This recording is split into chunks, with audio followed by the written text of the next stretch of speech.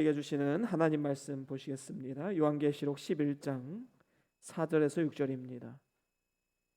요한계시록 11장 4절에서 6절 말씀, 우리 다 같이 한 목소리로 함께 합독합니다. 이는 이 땅에 주 앞에 섰는 두 감람나무와 두 촛대니 만일 누구든지 저희를 해하고자 한즉 저희 입에서 불이 나서 그 원수를 소멸할지니 누구든지 해하려 하면 반드시 이와 같이 죽임을 당하리라.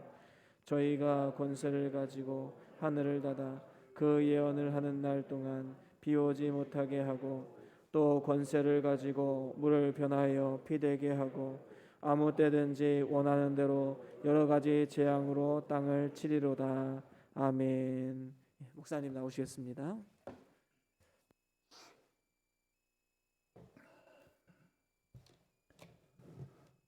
기도합니다.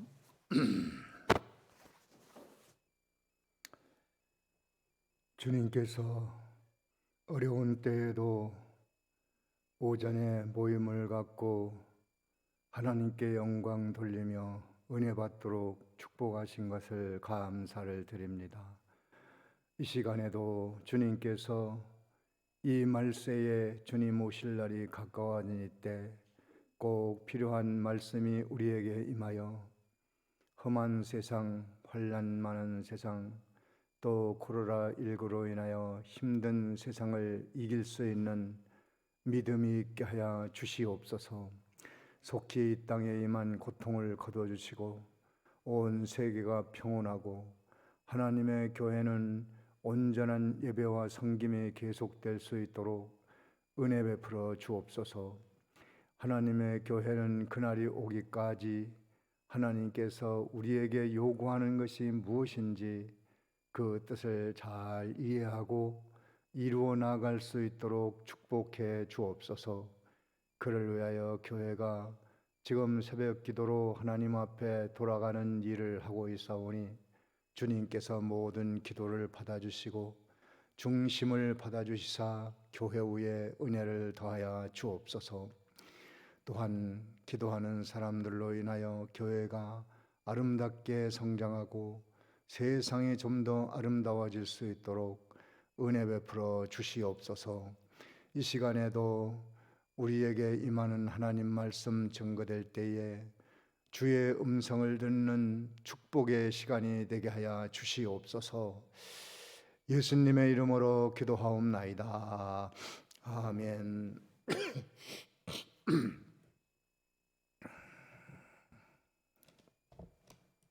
우리 지난 시간에 1절부터 말씀을 보았는데 지팡이 같은 갈대로 청량하라, 청량해서 하나님의 권고 아래 둘 자와 또 권고 돌보심의 밖에 둘 자를 구별하라는 것입니다. 그래서 우리는 지금도 그렇고 앞으로도 그렇고 또 언젠가는 주님 오시는 그날에 반드시 이 청량을 당한다는 사실을 알아야 합니다. 다니엘서에서는 저울로 달아본다는 말씀이 나오는데 여기서는 이제 잣대로 재본다, 의미는 같습니다. 그래서 항상 우리가 하나님의 표준인 그 잣대로 잼을 당하고 있다는 것을 잊어서는 안 되겠습니다. 그러면 하나님의 표준에 권고받을 자로 올라갈 사람은 어떤 사람인가? 성전 생활하는 사람이라고 그랬어요. 성전 생활. 성전 생활은 외적으로 교회 중심 삶이고 또 실제로 신앙생활에 있어서는 우리 몸을 성전 삼고 주님이 거기 계신 줄 알고 하나님을 모시고 하나님과 함께 동행하는 삶, 성전 생활입니다. 이제 교회 생활은 모든 의식 이것을 지켜야 됩니다. 예배와 성경과 봉사 활동, 이 교회에서 정해놓은 규범대로 따라가는 것이 성전 생활이고, 또 그것은 이제 하나의 의식이고 껍데기인데 반드시 필요한 것입니다. 그리고 그 다음에 실제로 그 속에 알맹이가 있어야 되는데, 하나님과 더불어 동행하는 삶, 성전. 우리 몸이 성전이라고 했으니까 주님 모신 그런 삶을 살아가는 성전 생활하는 자를 잘 재봐서 하나님의 권고의 은총 아래 둬라. 제단 생활하는 자라고 그랬는데, 제단 생활하는 자는 우리의 몸을 산 제물로 하나님께 드린 자로 살아가는 것입니다. 우리는 우리의 것이 아니에요. 우리 것인 줄로 알고 살아왔죠. 실제로 하나님의 것인데, 제단 생활하라는 것은 하나님의 것을 하나님의 것으로 삼고 살라는 것입니다. 사실 세상에는 내 것이 없어요. 내 것이라고 하는 것도 결국은 다 내놓고 하나님께 돌려놓고 가야만 되는 것이 인생이에요. 다 부모가 상속도 해주고 다 그러지만 결국은 하나님께 내놓고 가는 겁니다. 그것이 인생이에요. 그럼 그런 자로 살아가라는 것이죠.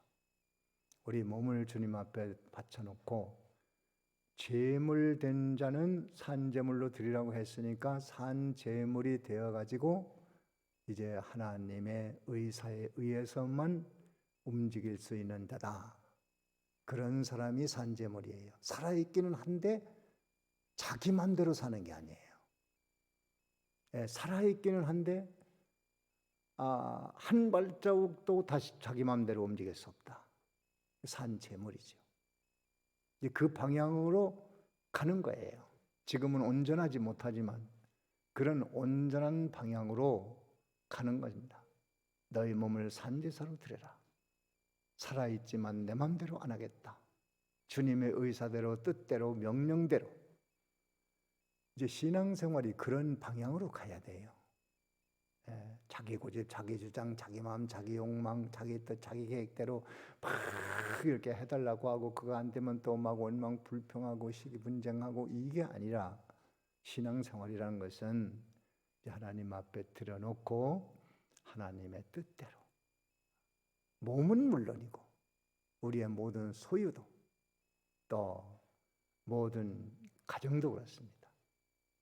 모든 것이 다 주님의 것으로 맡겨놓고 주님의 뜻대로 움직일 수 있다면 그 사람은 산제물이에요. 그런 사람을 청량해서 너는 과연 그렇게 사는구나. 그래, 그렇다면 내가 너를 돌봐줄게. 이렇게 가는 겁니다. 또 그 안에서 경배하는 자들을 청량하라. 경배, 예배, 복종, 굴복, 또 찬양, 또 우리의 삶의 현장에 가서 하나님을 경배하는 삶, 예배하는 자 같이 그렇게 사는 사람을 하나님이 이걸 구별해 놔라. 이건 구별해야 된다. 그 다음에 증인 노릇하는 자를 구별하는 거예요. 증인. 두 증인이 나오는데 둘이라는 숫자는 증인의 숫자입니다. 이건 이제 교회를 말하는데 신약교회, 구약교회 두 증인입니다. 하나님을 증거하고 복음을 증거하는 증인 노릇 잘해야 됩니다. 교회는 바로 하나님과 복음 구원에 대해서 증거하는 증인의 사명을 가지고 있어요. 그런데 그 증인할 때 옷은 베옷을 입으라고 그랬죠. 굵은 베옷을 입어라. 베옷은 슬플 때, 초상났을 때, 또 회개할 때, 욥이 하나님 앞에 돌아갈 때 베옷을 입고 체에 앉아 하나님 앞에 회개하고 돌아갔습니다. 이제 우리가 이 교회의 사명을 감당하고 증인 노릇, 말로 증인 노릇하고 또 행동으로 삶을 통해서 증인 노릇하는 것이 교회고 신자입니다. 그 증인 노릇을 해야 되는데 옷을 항상 베옷을 입으라는 거예요. 베옷, 굵은 베옷을 입어라 그렇게 말합니다. 이 베옷 입는 것이 사실 중요해요. 회개하는 삶. 그래서 신자는 회개는 그 어느 한 시점만 하는 것도 아니고 한 번만 하는 것도 아니고 평생 죽을 때까지 주님 앞에 갈 때까지 언제나 해야 되는 것이 회개입니다. 왜냐하면 우리 인생은 자기도 모르게 잘못할 수도 있고 잘못하고도 모를 수도 있고 또 어쩔 수 없이 잘못할 수도 있고 또 아직은 어려서 잘못할 수도 있고 무지해서 잘못할 수도 있고 그래서 평생 해야 될 일은 교회가 늘 회개하는 일을 잘 하라는 것이죠. 그래서 오전에도 신 벗는 일, 이거 회개해야 되잖아요. 이게 사람이 신앙생활이 중단한 것을 어떻게 알 수 있냐면 여러 가지 보면 아는데 회개가 없는 삶이에요.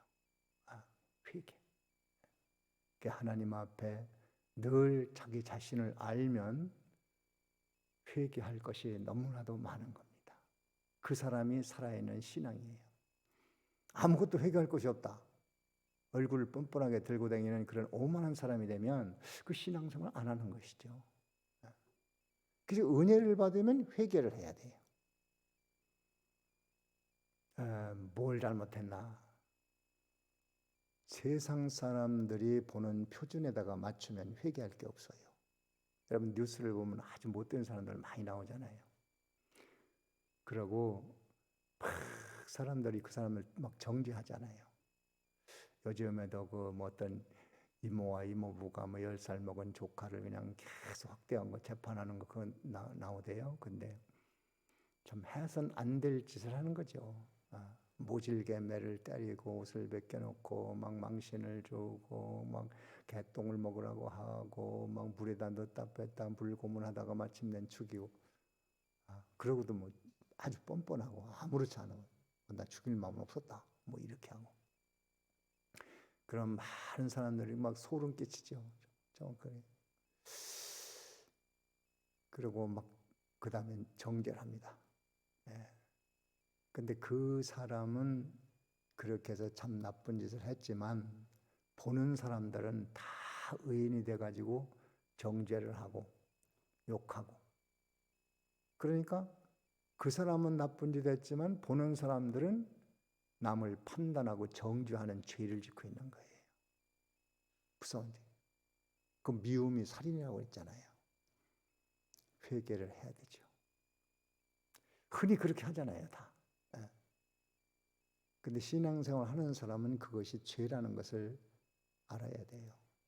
그냥 남들이 그러니까 다 그냥 싸잡아서 그냥 욕하고 그거는 세상 사람이지 신자는 아니에요. 그런 것들을 비롯해서 남의 비교해서 나는 저 사람보다 낫다. 그거는 그런 게 회개가 아니에요. 우리는 하나님 앞에 말씀으로 판단을 받아서 정확하게 주 앞에 회개하는 삶.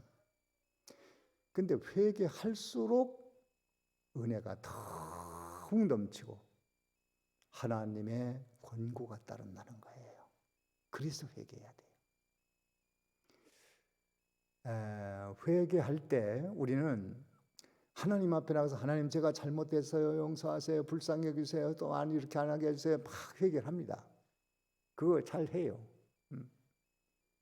그런데 문제는 사람 앞에 회개해야 될 것을 안 하는 경우가 많아요.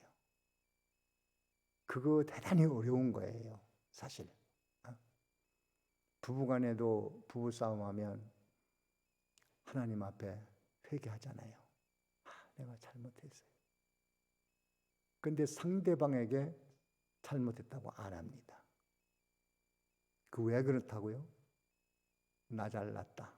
그것 때문에 못하는 거예요. 자존심. 그것 때문에 절대 안 합니다. 그거는 회개가 아니에요. 하나님은 뭐라고 하냐면 하나님은 막 회개하면요. 야, 너 돌아가서 사과하고 그러고 와. 사과하고 와. 그러고 나한테 와야지. 그렇게 말씀하시는 겁니다. 그러니까 사람 관계도 그래. 친구 관계도 그렇고 다 교우 관계도 그렇습니다. 하나님 앞에 할 게 아니라 먼저 사람 앞에 가서 내가 잘못했다고 용서해달라고. 그렇게 하고 하나님 앞에 회개를 간구해야 돼요. 그게 성경에 보면 예물을 제단에 드리다가 형제에게 원망 들을 만한 일이 생각나거든 나한테 먼저 회개하지 말고 돌아가서 그 사람하고 사과하고 그러고 와서 제물을 드려라. 그러고 와서 회개하라는 거예요. 그게 성경 이치입니다. 그런데 그게 어려워요, 사실. 왜 어렵냐? 그것 때문에 그래요. 나 잘났다는 것 때문에 어려운 겁니다, 그게. 그래서 겸손해야 돼요. 자기 자신을 낮춰야 돼요. 회개할 때 그게 굉장히 중요한 겁니다. 사람에게 먼저 해결하고. 근데 이게 난 하나님 앞에 회개했으면 됐어요. 그게 고르반이라고 그랬거든요. 고르반. 난 하나님 앞에 드릴 거 드렸으니까 부모 공경은 안 해도 돼. 부모님 굶든 먹든 죽든 살든 난 그거랑 관계 아니야. 하나님 앞에 내가 헌금했는데 11조 했는데 그럼 됐지. 하나님 공경 잘하고 있어. 나 예수 잘 믿고 있어. 그 부모에겐 잘 못해도 난 그건 상관할 거 없어. 이것이 고르반이라고 그랬어요. 그게 사람과는 엉망으로 해놓고 하나님 앞에만 잘했다. 신자가 그렇게 돼 있어요 지금. 열심히 교회 가서 막 기도하고 막 전도 활동하고 막 교회 봉사 열심히 막 하는데 실제로는 사람과의 관계는 아니 난 그건 상관없어. 뭐 사람 세상부터 상관없어. 난 하나님 앞에 지금 열심히 하고 있는데 이게 잘못됐다는 거예요. 그것을 뭐라고 한다고요? 고르반이라고 하는 거예요. 그런데 하나님께서는 그럽니다. 야, 너 그렇게 하기 전에 사람 관계부터 잘해라. 그렇게 하고 나한테 와. 하나님은 그렇게 말씀하십니다. 그래서 먼저 사람들에게 화해하고 그리고 와라. 근데 그게 힘드니까요. 사람과 삐그러지지 않도록 하라는 거죠. 왜? 회개하기가 어려우니까. 회개하기가 쉽지 않습니다. 그냥 하나님 앞에 자복하면 되는 게 아니에요. 고쳐야 되고 사람과의 관계를 바로 세우는 게 회개거든요. 사람과는 나 상관없다. 그냥 내버려 두고 하나님 앞에는 한다. 그거는 회개 하나만 합니다. 하나님 안 받는다고 그랬어요. 그거는. 그러면 그게 힘들다. 그 회개가 쉽지 않습니다. 그래서 사람과의 관계를 먼저 잘 해야 돼요. 왜? 잘못하면 회개하기가 어려우니까요.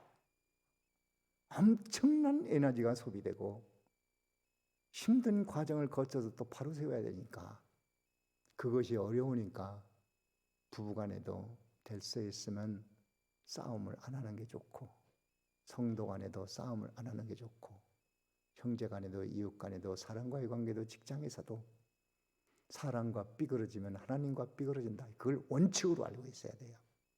뭐 난 사람은 그래도 뭐 하나님과는 내가 잘하고 있으니까 그건 아니라는 거예요. 신앙이. 먼저 가서 사과해라. 그걸 오늘 마음 깊이 새기고 그게 회개가 그렇게 어렵구나. 그러니까 회개하기 힘드니까 사람과 삐그러지면 안 되겠구나. 그런 마음을 갖고 사는 것이 차원 높은 회개 생활입니다. 회개 생활. 그렇게 해야 하나님이 권고하겠다는 거. 그래, 알았다. 내가 너의 용서를 받는다. 도와줄게. 이렇게 되는 겁니다. 자, 그리고 이제 굵은 베옷을 입고 하나님 말씀을 증거해야 되는데 증거만 한다고 되는 게 아니라 옷을 입고 하라. 베옷을 입고 하라. 회개하면서 하라. 회개의 삶을 살면서 하라. 여러분, 회개 쉽지 않습니다. 잡초를 뿌리뽕 뽑는 것이 이게 쉽잖아요. 계속 납니다. 또 이게 잡초가 커지면은요, 뽑기 힘들어요. 그래서 나는 회개가 너무 힘들어. 사람 앞에 잘못했다고는 자존심이 상해. 난 못해. 그러니까 내가 사람들에게 어그러지지 않도록, 삐그러지지 않도록, 문제가 생기지 않도록 잘해야 되겠다. 그런 마음을 먹으면 아주 깊은 회개를 하고 사는 사람이에요. 난 회개하기 힘들어. 난 죄를 질 수 없어. 난 회개하기 힘들어. 사람과 이 불화할 수 없어. 난 회개하기 힘들어서 이게 부모 관계, 자식 관계, 형제 관계, 이웃 관계, 친구 관계 이걸 바로 해야 돼. 내가 삐그러지게 하면 그거 회개하려면 너무너무 힘들어. 내 자존심을 죽여야 돼. 가서 빌어야 돼. 용서받아야 돼. 그러니까 난 그걸 힘들어. 그러니까 내가 난 그러니 나쁜 일 할 수가 없어. 이렇게 나간다면 좀 더 성숙한 크리스찬이 되면서 하나님의 돌보심을 받는 그런 사람이 됩니다. 그 다음에 오늘 4절의 말씀인데 4절에 보면 이는 이 땅에 주 앞에 섰는 두 감람나무와 두 촛대라. 이 말은 무슨 말이냐면 위에 윗절에 두 증인이라고 그랬잖아요. 두 증인 베옷을 입고 1260일 42달 동안인데 이건 예수님 오시기 바로 전 대학 환란기에도 예언을 해야 된다는 거예요. 그런 때에 복음 증거하는 그런 일을 교회가 잘 감당해야 된다. 그런 말씀인데 그 두 증인을 두 감람나무, 두 촛대라고 그랬습니다.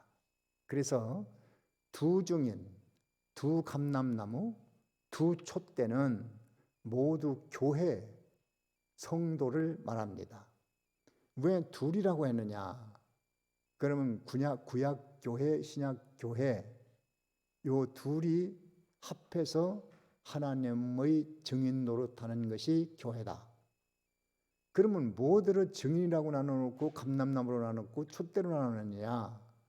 각기 교회의 기능, 역할, 사명 이런 것을 말합니다. 두 증인이라고 교회를 말할 때에는 교회는 하나님과 복음에 대한 증거자로 말할 때 두 증인이 교회다라고 말하는 것이고 또 이 감람나무는 두 감람나무를 교회라고 한 것은 감람류의 감람나무의 사명, 감람나무는 기름을 공급하는 겁니다. 그건 한번 찾아보는 것이 좋을 것 같아요. 사사기 9장에 보면 성경을 한번 찾아봅시다. 사사기 9장 8절입니다. 8절. 우리 8절 다 같이 한번 읽습니다. 시작. 하루는 나무들이 나가서 기름을 부어 왕을 삼으려 하여 감람나무에게 이르되 너는 우리 왕이 되라 하매 나무들이 모여가지고 회의를 할 때 감람나무에게 우리에게 왕이 되어달라 그렇게 말하니까 9절 다 같이 읽습니다. 9절 시작. 감람나무가 그들에게 이르되 나의 기름은 하나님과 사람을 영화롭게 하나니 내가 어찌 그것을 버리고 가서 나무들 위에 요동하리요 한지라. 나의 기름은 하나님과 사람을 어떻게 한다고요? 영화롭게 한다는 거예요. 그러니까 이 감람나무는 기름을 공급하는 것이 사명이야. 왕 되는 것이 사명이 아니고 우쭐대고 왕 되는 것이 아니고 그 기름을 공급하는 거다. 두 증인이 두 증인이 교회 감람나무라고 한 것은 바로 이 세상에 기름을 공급하라. 하나님을 영화롭게 하는 것, 또 사람을 영화롭게 하는 것. 그것은 바로 진리를 증거하고 복음을 증거하고 하나님을 증거하는 기관으로 이렇게 세상에 교회는 많은 것을 공급해야 돼요. 구원의 소식과 또 하나님의 은혜와 삶을 지혜롭게 하는 말씀과 이것을 공급하는 면에 있어서 감람나무다 이렇게 말합니다. 전도관에서 박대선이 감람나무라고 그것은 자기가 예수라 그 말이에요. 예수님을 또 감람나무로 표현합니다. 또 이 두 촛대, 이 촛대는 빛을 내는 거잖아요. 불을 밝혀서 어두운 세상을 밝게 만들어주는 겁니다. 바로 두 촛대는 교회. 그래서 교회는 다른 말로 하면 두 증인, 또 다른 말로 하면 두 감람나무, 또 다른 말로 하면 두 촛대. 각각 사명과 또 본질, 성격, 특성 이런 것들을 보여주기 위해서 이렇게 세 가지로 나누어 말하고 있는데 셋 다 교회를 말하고 나아가서 성도를 말합니다. 성도들은 바로 증인 노릇 잘 해야 되고 또 이 세상을 향해서 진리를 증거해 줘야 되고 진리를 보여줘야 되고 또 불을 밝혀서 세상에 빛을 보고 너희는 빛이라고 했잖아요. 그러니까 빛을 보고 세상이 다 교회로 몰려오도록 이렇게 해야 되는데 참 이 세대는 세상이 교회를 보고 배울 점이 없다고 그래요. 참 그것이 안타까운 거죠. 참 교회가 크게 회개해야 될 부분이 바로 그런 부분입니다. 그래서 교회가 성전 방마당이 돼가지고 짓밟아. 성전 방마당은 정량하지 말고 내버려 둬라. 그건 아야 다 짓밟아 버려. 이방인에게 발표라. 그 성경이 그대로 되잖아요. 그게 바로 못하니까 세상이 막 교회를 짓밟아 놓는 거예요. 이번 코로나 사건만 해도 수칙을 지켰는데도 코로나가 교회에 들어와서 이렇게 전파되고 그런 건 어쩔 수 없습니다. 그것은 우리가 지고 가야 될 짐이에요. 근데 아예 근본적으로 이 수칙을 지키지 않고 그냥 반대로 오히려 뭐 문제 없다. 기도하면 뭐 코로나도 뭐 안 걸려. 막 이렇게 나가고. 뭐 정부에서 하는 코로나 뭐 정치적인 뭐가 있다는 둥 뭐 어떻다는 둥 해가지고 막 또 반대하고 참 그거 짓밟혀야 마땅하죠. 교회 일원으로서 얼굴을 들을 수 없는 부끄러움이죠. 참 안타까운 일이죠. 믿음이 뭔지 신앙이 뭔지 어떻게 하는 건지 참 교회가 너무 모르고 세상에게 짓밟히는 웃음거리가 돼서 참 교회 다닌다 소리 하기도 힘들고 목사라고 말하기도 어렵고 왜 조금 잘못한 사람들이 전부 다 그런 줄 아니까 막 교회가 다 그런 줄 아니까 뭐 조금 잘못하면 전 교회가 다 그런 줄 알고 막 쏟아붓고 막 욕합니다. 저는 얼마 전에 어떤 절에 그 스님이 자기가 사는 절에다가 막 불을 지렀더군요. 그러고 막 119에 신고를 했더라고. 막 불타는데 그 막 천 몇백 년 된 절인데 그 고찰이 그냥 다 불타더라고. 근데 그걸 누가 불 질렸냐면 스님이 그랬더라고. 그 절에 있는 스님이 그랬어요. 스님이 갖다 막 법당에다 기름을 뿌리고 막 불을 질렀더라고. 네. 불탔어요. 막 불타고 겁나니까 또 자기가 신고를 해버렸어. 자기가 전화를 걸어 자기가 신고를 해버렸어. 왜 그렇게 했냐고 그러니까 스님들끼리 싸워가지고 충돌해서 화가 나니까 그래서 그렇게 불질러버렸다. 참 아무리 화나도 스님인데 그러면 안 되잖아요. 그런데 그 스님 욕하는 사람 별로 없더라고. 그러니까 교회가 만약 그렇게 해보십시오. 참 모든 교회 막 싸잡아서 막 목사가 불질렀다고 하면 막 목사가 뭐 어떻고 저떻고 별 말을 다 하죠. 우리는 그걸 각오해야 돼요. 야, 너희들은 좀 잘해라. 교회 너희들은 좀 잘해야 되잖아. 우리는 못해도 너희들은 좀 잘해라. 그런 꾸지람으로. 몇몇 교회가 잘못해서 욕먹는 거 우리는 그거 우리 짐으로 알아야 돼요. 아, 그래, 우리가 짐을 지고 가야 된다. 우리가 먹어야 될 욕이야. 바탕에 우리가 회개해야지. 우리가 돌이켜야지. 우리가 하나님 앞에 나가야지. 이런 마음을 갖는 사람을 하나님이 권고하신다.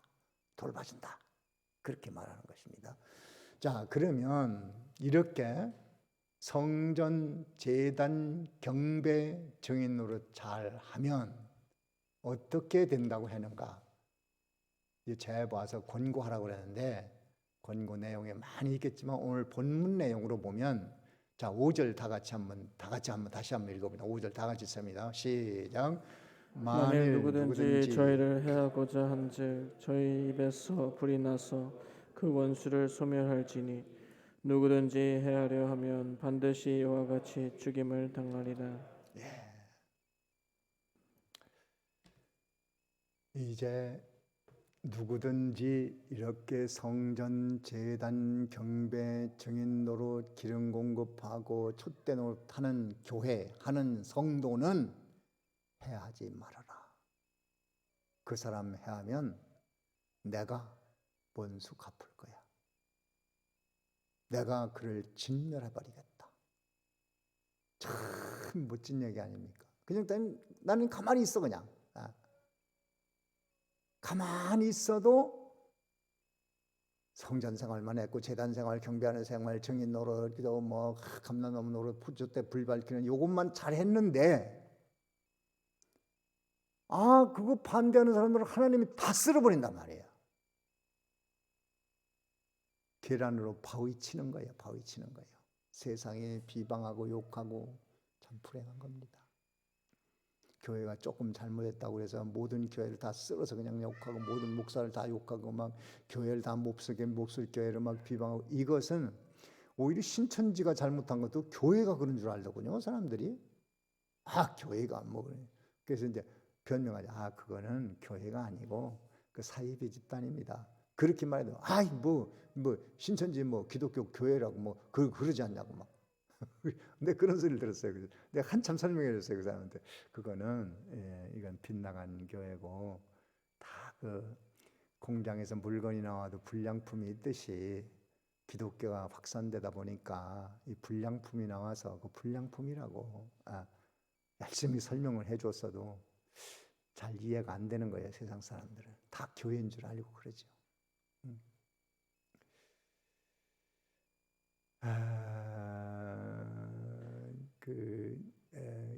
교회가 잘못하는 것이 극단적으로 잘못하는 나쁜 교회도 있어요. 그런데 세상 사람은 다 그게 교회로 알거든요. 그런 욕은 우리가 먹어야 된다고 말이에요. 먹고 회개하면 우리 자신에게 복이에요. 그리고 우리는 가만히 있어요. 그냥 가만히 있어. 그러면 막 욕하던 그들을 하나님이 언젠가는 다 심판해버리겠다. 심판해버리겠다. 무서운 얘기죠.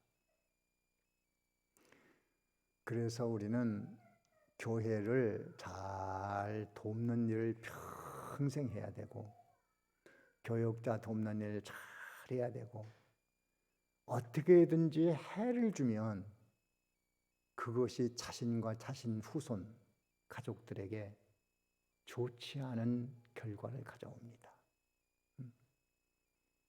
이 광야교회가 모세가 교회를 이끌고 애굽에서 교회를 이끌고 광야로 나섰습니다. 40년을 지나는 동안에 참 험한 길을 걸었죠. 그때 하나님의 교회를 어떻게 보호했습니까? 불기둥, 구름기둥으로. 또 아말렉 같은 나라가 쳐들어오면 그것을 막 전멸시켜버립니다. 뭐 언제 그들이 싸움을 연습했습니까? 전쟁을 합니까? 먹을 게 있으니까 농사를 짓습니까? 그 40년 동안 그 광야교회를 해를 끼칠 수가 없었어요. 해를 주면 그들이 망해버립니다. 그래서 대표적으로 아말렉이 망했어요. 그 교회를 잘 도와주면 하나님이 또 다 복을 주는 거예요. 성경에 그런 사건이 많습니다. 교회나 성도들을 이렇게 잘 도와주면은 그 아말렉 전쟁 시에도 모세가 하나님 앞에 기도할 때 산에 가서 손을 들고 막 기도를 하는데 손을 들고 손이 올라가면 이스라엘이 아말렉을 이기고 여호수아가 이제 장군 아니에요, 장군. 근데 이기고 손이 내려가면서 기도가 힘들어지면 또 이스라엘이 패하고 그러니까 아론과 훌이 양쪽에서 팔을 들어줍니다. 그 모세가 열심히 막 기도를 합니다. 그래서 그 기도가 유효해서 아말렉 전쟁을 승리를 이끌었습니다. 여호수아도 모세를 도운 것이고 아론과 훌도 모세를 도와서 그 일이 잘 되도록. 그래서 교회는 교육자가 중심입니다. 교회 하면 성도들 또 목사 이렇게 말할 수 있어요. 목사가 교회의 대표고 또 목사 하나가 무너지면 교회는 깨져버립니다. 그래서 교회는 교육자를 잘 도와줘야 되고 세상이 교육자를 욕하지 못하도록 그걸 막아놔야 됩니다. 조그만 인간적인 약점을 가지고 뭐 목사가 뭐 어쩌고 그런 소리 할 때 그 당신 그러면 큰일 나는 거야. 그러지 마. 복 받으려면 그렇게 하면 안 되지.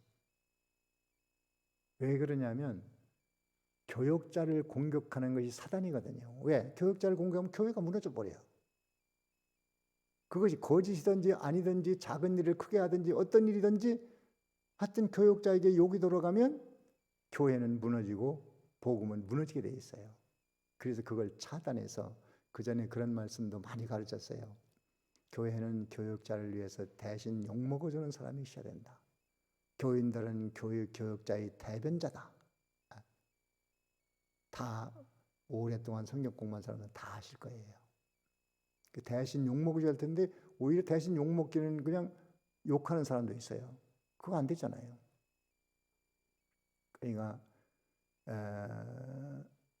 혹시 인간이기 때문에 허물이 있다 하더라도 노아가 그 자식들이 두 아들이 아버지 허물을 덮어준 것처럼 덮어줘야지 드러내놓으면 큰일 나잖아요. 그 당시 노아는 교육자고 목사고 선지자고 아버지고 다 그런데 그 아버지가 무너지면 다 무너지는 거잖아요.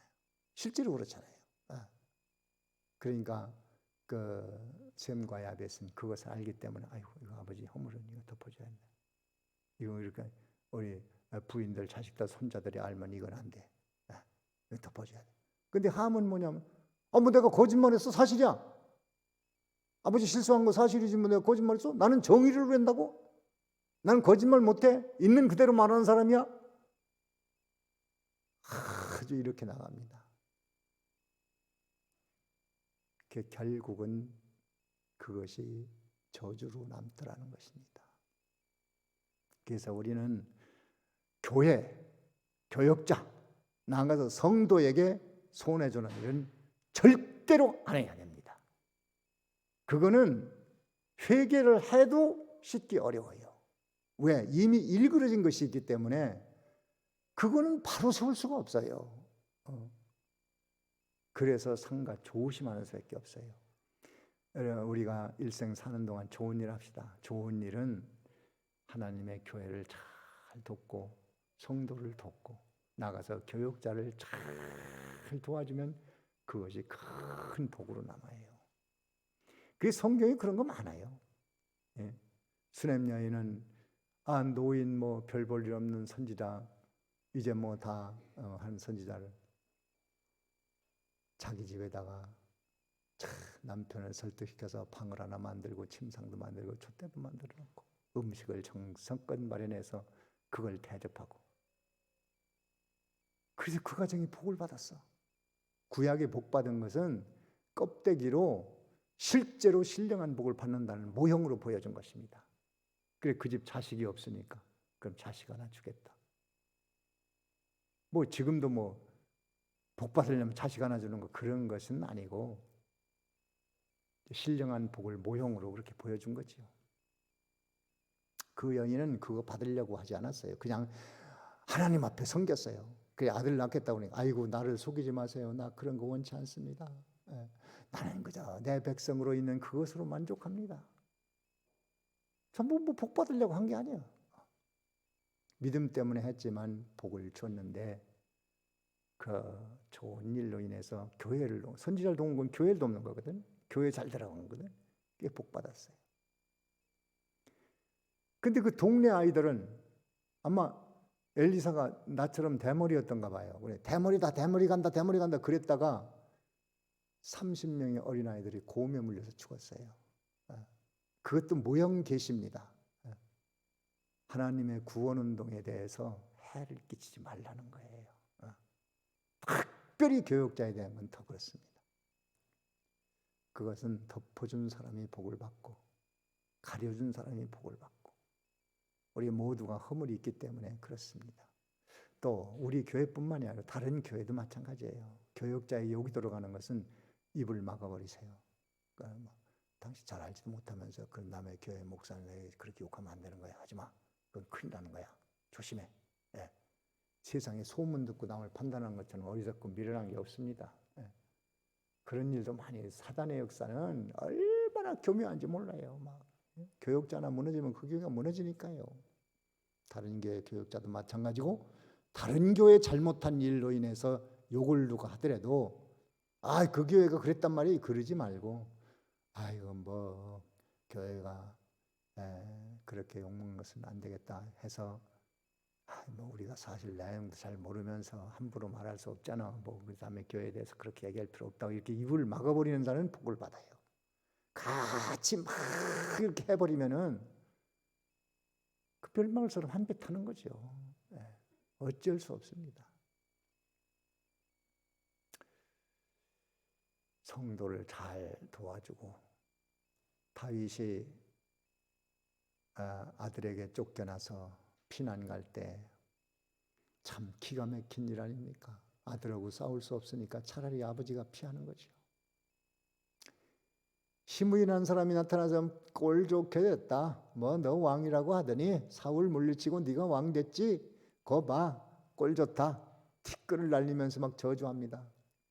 다윗은 그 신하가 저놈 죽여버립시다.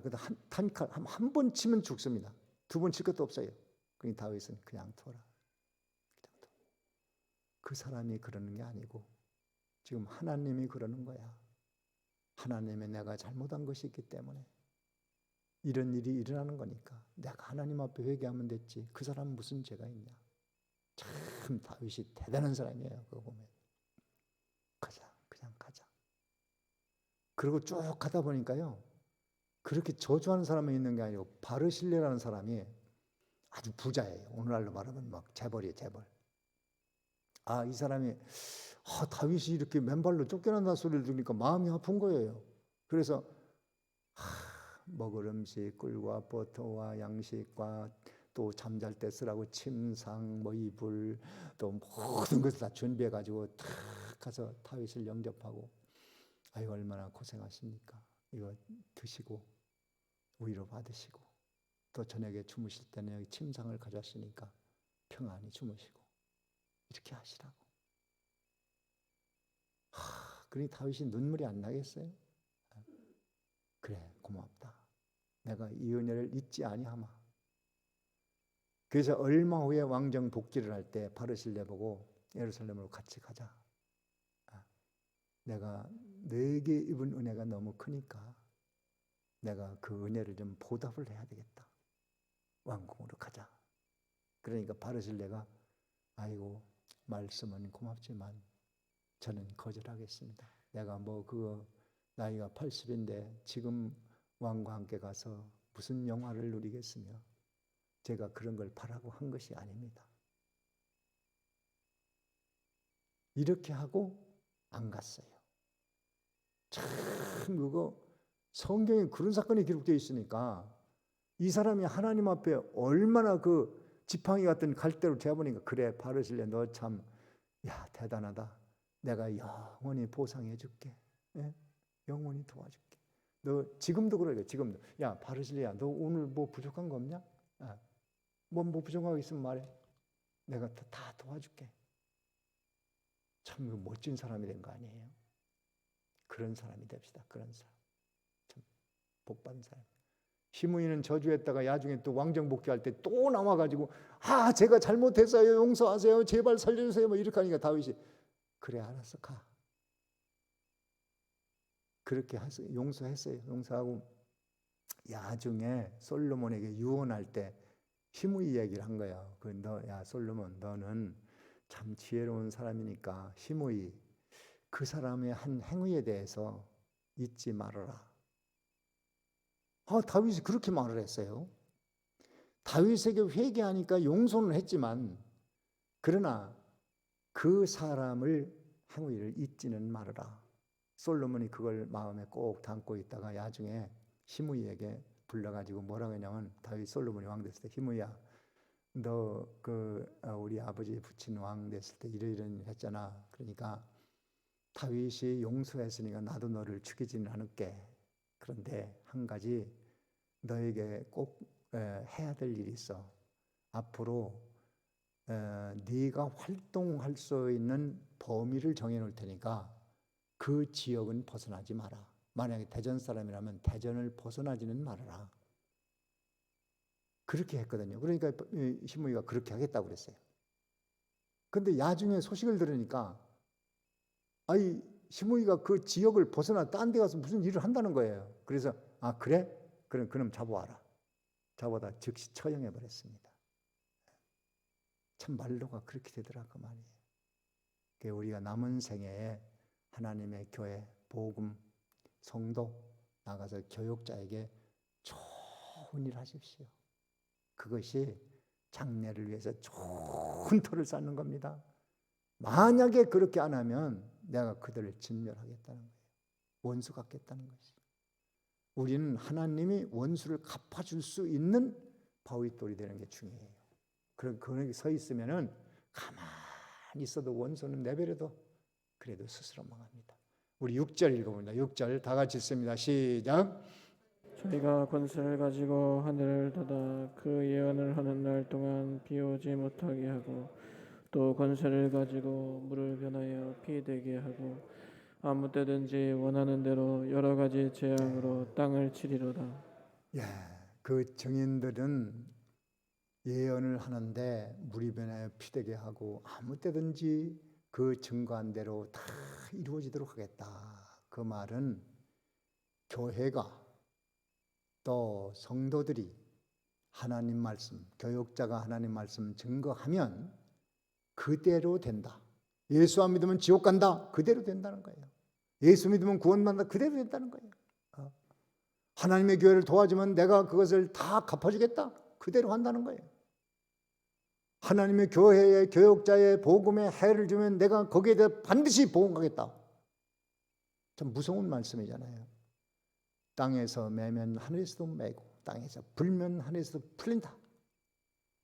성경은 증거한 대로 허공에 대고 하는 것이 아니고 그 말씀은 반드시 이루어져서 열매를 맺고 하나님 앞에 돌아간다. 이것을 우리가 꼭 기억을 하고 우리는 언젠가는 하나님의 잣대로 전부 재봐서 하나님이 돌봐줄 거, 돌봐주지 못할 거, 성전 방바닥 요걸 다 갈라놓게 된다. 그날이 오기까지 우리가 해야 될 일은 성전 생활, 제단 생활, 경배하는 생활, 증인도를 잘해서 세상에 이 신령한 성령의 은혜, 감람유, 기름을 공급하고 촛불을 밝혀서 온 세상이 그 빛을 보고 우리는 저렇게 살아야 돼, 저렇게 해야 돼. 그것을 비춰줄 때 그 사람은 다 가만히 있어도 원수들이 멸할 것이고 그 사람이 말하는 것이 그대로 이루어질 것이니까 이런 은총이 오늘 말씀을 듣는 여러분에게 충만하기를 간절히 기원합니다. 여기까지입니다.